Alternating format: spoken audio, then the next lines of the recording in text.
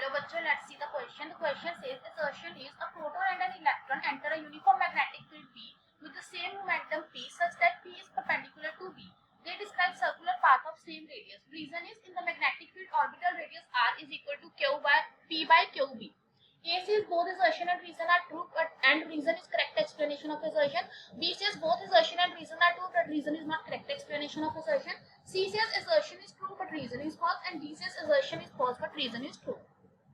तो इस केस में हमें क्या बता रखा है कि एक हमारे पास प्रोटॉन है और एक इलेक्ट्रॉन है, ये हमारे पास यूनिफॉर्म मैग्नेटिक फील्ड बी में एंटर कर रहे हैं सेम मोमेंटम के साथ। और इन्होंने क्या कहा है हमारे पास कि जो इनका हमारे पास सच दैट इस तरह से कर रहे हैं कि जो हमारा मोमेंटम है वो क्या हो गया, परपेंडिकुलर हो गया किसके, मैग्नेटिक फील्ड के।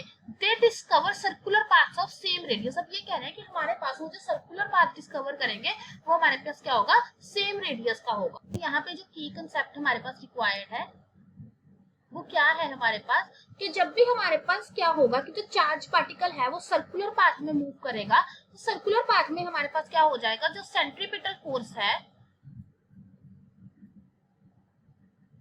वो इक्वल हो जाएगा किसके, मैग्नेटिक फोर्स के।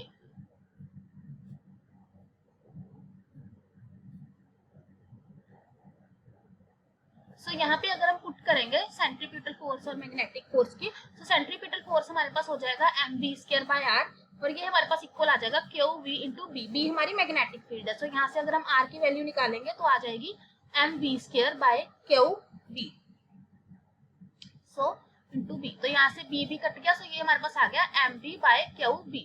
सो mv हमारे पास मोमेंटम होता है तो इसको हम p बाय QB लिख सकते हैं। सो हमारे पास जो स्टेटमेंट 2 दे रखी है, जो रीजन दे रखा है कि जब भी मैग्नेटिक फील्ड होती है तो जो ऑर्बिटल रेडियस r है वो हमारे पास किसकी इक्वल है, p बाय QB के, तो वो तो हमारे पास सही आ गया। अब हमें क्या दे रखा है, प्रोटॉन और इलेक्ट्रॉन है वो एंटर कर रहे हैं uniform magnetic field b with same momentum. अब उनका मोमेंटम हमें क्या दे रखा है, सेम दे रखा है, दैट मींस p उनका सेम है।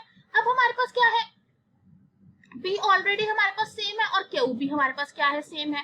सो इसका मतलब ये कहना है कि they describe circular path of same radius.